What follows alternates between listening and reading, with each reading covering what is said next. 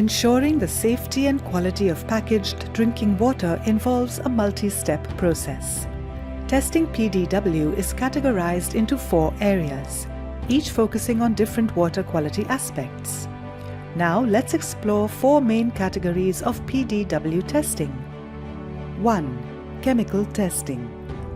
Chemical testing examines the composition of water to ensure safety. In chemical testing, 42 parameters are tested, which are description, 6 parameters in Table 1, 25 parameters in Table 2, and 10 parameters in Table 3. 2. Microbiological testing.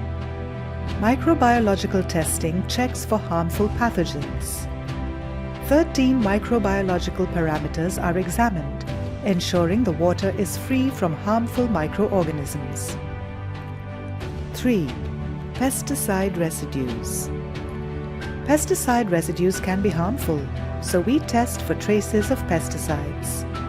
30 pesticide residues are tested to meet safety standards. 4. Radioactive residues, RAR testing. Radiation testing ensures the water is free from harmful radioactive residues by measuring 2 critical parameters, alpha and beta emitters.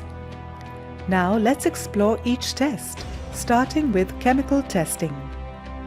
The first parameter, as specified under Clause 5.3 of IS 14543-2024, ensures the water is clear and free from sediments.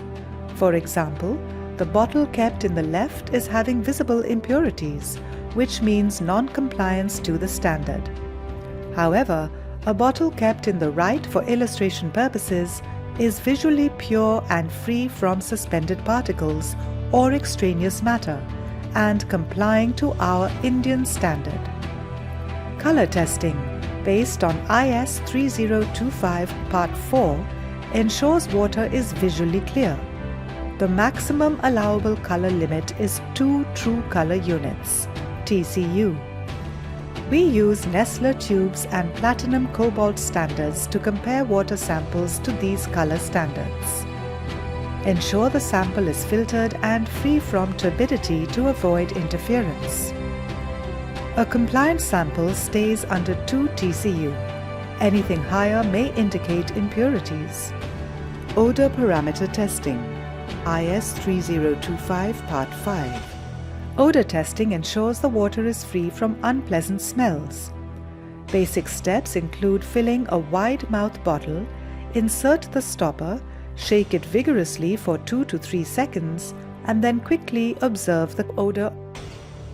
Report the true odor of the sample at the mouth of the bottle as rotten egg, burnt sugar, soapy, fishy septic, aromatic, chlorinaceous, alcoholic odor, or any other specific odor. In case it is not possible to specify the exact nature of odor, report as agreeable or disagreeable. Taste parameter testing, IS 3025 Part 8. Taste testing ensures water meets acceptable standards. Samples are prepared at 15 to 27 degrees Celsius and tested by a trained panel. The taste is rated on a scale from "I would be very happy to accept this water as my everyday drinking water" to "I cannot stand this water in my mouth and I could never drink it." Sample sheet is put at the right side of the video for more details. Testers rinse their mouths between samples to maintain accuracy. Turbidity testing, IS 3025 Part 10. Turbidity testing ensures water clarity. The maximum permissible turbidity is 2 NTU. Turbidity affects both the appearance and safety of drinking water. pH testing, IS 3025 Part 11. pH testing ensures water is neither too acidic nor too alkaline. The ideal pH for drinking water is between 6.0 and 8.5. pH outside this range can affect taste and safety. pH meter is first calibrated by known pH buffers of 4.00, 7.00 and 10.00, and then samples are tested. Let's explore the procedure for testing total dissolved solids, or TDS, in packaged drinking water using the gravimetric method. We start by preparing a clean, previously dried evaporating dish. We accurately weigh it and record the initial weight. A known volume of water sample, typically 100 milliliters, is transferred to the dish. The sample is first heated on a hot plate set at 98 degrees Celsius until most of the water evaporates. The dish is then transferred to a hot air oven, maintained at 180 degrees Celsius, to ensure complete drying of the residue. Once evaporation is complete, the dish is cooled in a desiccator to prevent moisture absorption and weighed again. The difference in weight represents the TDS content. First, we take 20 milliliters of the water sample and transfer it to a clean conical flask for titration. Next, we add a mixed indicator, which combines methyl red and bromocresol green. This will allow us to observe the color change during titration. We titrate the sample using standard sulfuric acid, which reacts with bicarbonates in the water, neutralizing them step by step. The end point is reached when the solution changes color from green to reddish-orange, indicating that all bicarbonates have been neutralized. Let's go through the procedure for testing chloride in packaged drinking water using the argentometric method. We begin by taking a 100 milliliter sample of the water and transferring it to a clean conical flask for titration. To the sample, we add a few drops of potassium chromate, which acts as the indicator in this titration. Now, we titrate the sample with standard silver nitrate solution. During the titration, silver ions react with chloride ions in the water. This reaction continues until all chloride ions in the sample have reacted with the silver nitrate. The end point is reached when the solution turns from yellow to reddish-brown, indicating that all chloride ions have been neutralized. For the remaining parameters, we'll categorize them based on the instruments used for testing. While many parameters can be tested with multiple instruments, we'll focus on one commonly used technique for each parameter. All instrument-based testing follows a known versus unknown approach. For example, first, we calibrate the spectrophotometer using known concentrations 5, 15, 25 and 35 ppm of CRM, certified reference material. Then we measure the unknown sample. By comparing its absorbance to the calibration curve, we determine the sample's concentration. Now we will move ahead to our first instrument. At the heart of our analysis lies a sophisticated machine known as the inductively coupled plasma optical emission spectrometry, or ICP-OES. This remarkable device allows us to simultaneously analyze 15 elements in a single operation, employing two distinct techniques: aqueous analysis and hydride generation. The process begins with the receipt of water samples from sample cell to our testing section. Our analysts meticulously prepare these samples, taking 10 milliliters from each and arranging them in specialized trays. The liquid sample is drawn into the peristaltic pump. In the nebulizer, it's converted into a fine aerosol spray. In the spray chamber, larger droplets drain away, but finer droplets are directed into the hot plasma. In the plasma, the sample aerosol vaporizes at 10,000 K, and its atoms and ions are excited so that characteristic wavelengths are emitted. The light is transferred into the high-resolution, no-purge sealed optical system, which separates the light into the specific wavelengths for the elements to be measured. As these wavelengths strike the detector array, light intensities for each different wavelength are quantified. Our sophisticated software converts them into concentration units. So the sample secrets, which elements it contains, in exactly what amounts, are revealed. The process is complex, but the results are very precise. Now we will move to another technique, namely UV visible spectrometry. Following 6 parameters are tested on UV visible spectrometry. 1. Nitrite, 2. Sulfide, 3. Phenolic compound, 4. Anionic surface active agents, surfactants, 5. Cyanide, 6. Sulfate. The UV visible spectrophotometer operates on the principle of measuring the absorption of ultraviolet UV and visible light by a sample. When light passes through a sample, certain wavelengths are absorbed based on the chemical composition of the substance. The spectrophotometer measures this absorbed light and generates a spectrum that shows the intensity of light absorbed at various wavelengths. In simple terms, the device shines light through the sample and records how much light is absorbed at each wavelength. The amount of absorption is directly related to the concentration of the substance in the sample, which follows the Beer-Lambert law. Nitrites are tested using a colorimetric method. The sample is treated with sulfonylic acid and NED solution to form a pink azo dye, and the absorbance is measured at 540 nanometers. Sulfides are tested using a methylene blue method. When sulfides react with N-dimethyl-P phenylnadiamine, they form a blue complex measured at 664 nanometers. Phenolic compound. For phenolic compounds, the sample reacts with 4-amino-antipyrine in an alkaline medium to form a yellow-orange complex. The absorbance is read at 510 nanometers. Anionic surface active agents, surfactants. Anionic surface active agents, like detergents, are tested using methylene blue. After forming a blue complex, the absorbance is measured at 652 nanometers. Cyanide.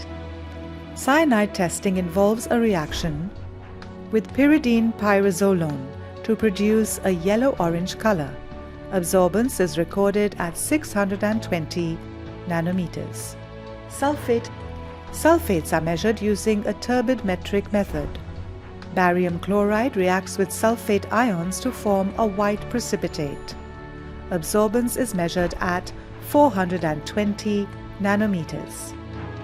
Nitrate and fluoride testing. Instrument, ISC meter. Nitrate and fluoride levels in water are tested using the ion selective electrode meter.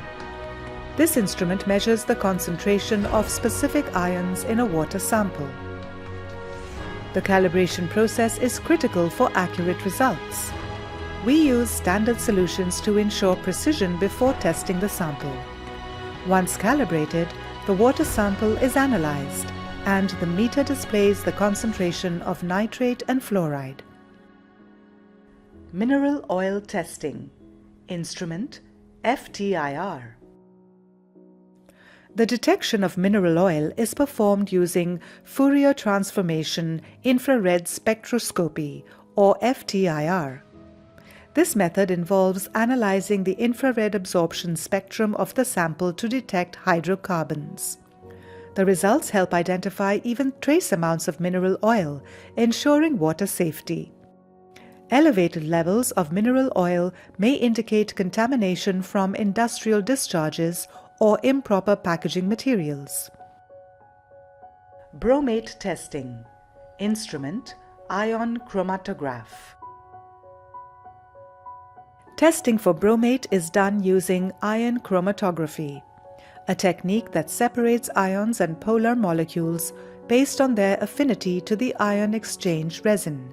Bromate is a byproduct of the ozonation process used in water treatment. High levels of bromate in water can be carcinogenic and are strictly monitored. Uranium testing. Instrument ICP-MS. The testing of uranium is conducted using inductively coupled plasma mass spectrometry, or ICP-MS. This advanced instrument detects trace levels of uranium with high precision by ionizing the sample and analyzing the mass-to-charge ratio of the ions.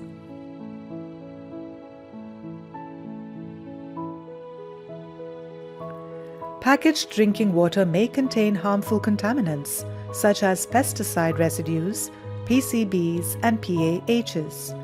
These substances can enter water through agricultural runoff, industrial discharges, or environmental pollution. Their presence, even in trace amounts, can have serious health impacts. Let's now look at how pesticide residues, polychlorinated biphenyls, PCBs, and polycyclic aromatic hydrocarbons, PAHs, are tested.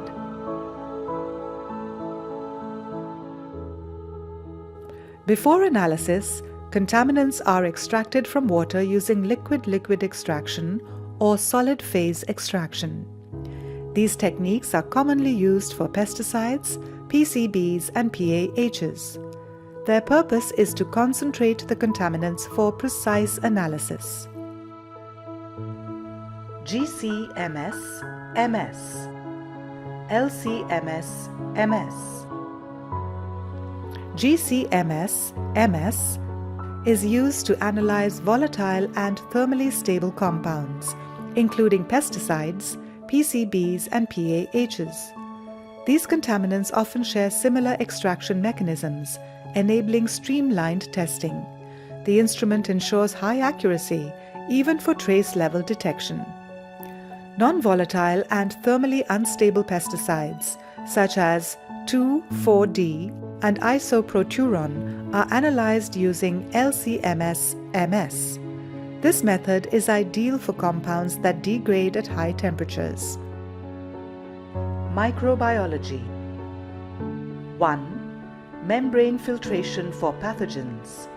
The membrane filtration technique is used to detect microorganisms like E. coli, coliform, fecal streptococci, Staphylococcus aureus, Pseudomonas aeruginosa, yeast and mold, Salmonella, Shigella, Vibrio cholera, and Vibrio parahemolyticus. Here's how it works. A 250 milliliter of water sample is filtered through a membrane with 0.45 micrometer pore size, which is small enough to trap bacteria. The membrane is then transferred to a selective culture medium and incubated under conditions specific to each microorganism. After incubation, some bacteria need further enrichment in the medium, while other bacterial colonies are identified based on their initial appearance, such as color and morphology. After the initial detection of bacteria colonies, further confirmation is done through biochemical tests. These tests validate the presence of specific pathogens by analyzing their metabolic activity. 2. Aerobic microbial count, AMC, at 20 to 22 degrees Celsius and 37 degrees Celsius. Pour plate method. To test for aerobic microbial count, AMC, the pour plate method is used. This method quantifies the total microbial load in water under two temperature conditions, 20 to 22 degrees Celsius and 37 degrees Celsius, simulating different environmental and body temperature scenarios. Here's how it works. 1 milliliter of water sample is taken into sterile Petri dishes and pour plate with molten agar medium and mixed.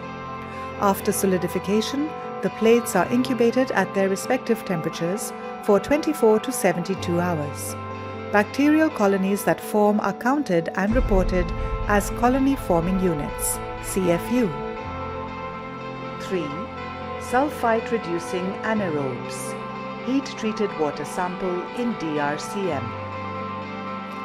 The test for sulfite-reducing anaerobes involves using a specialized medium, differential reinforced clostridial medium, DRCM.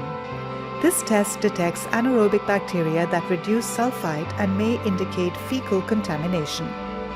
Here's how it works. A 50 milliliter water sample is heat treated to eliminate non-spore forming bacteria. The treated sample is then added to 50 milliliters of double-strength DRCM. 2 milliliters mixed solution of ferric citrate and sodium sulfite in equal amount to be added in the inoculated sample. Addition of red-hot iron wire with the layer of paraffin liquid may aid anaerobiosis. Inoculated sample is then incubated at 37 degrees Celsius for 48 hours.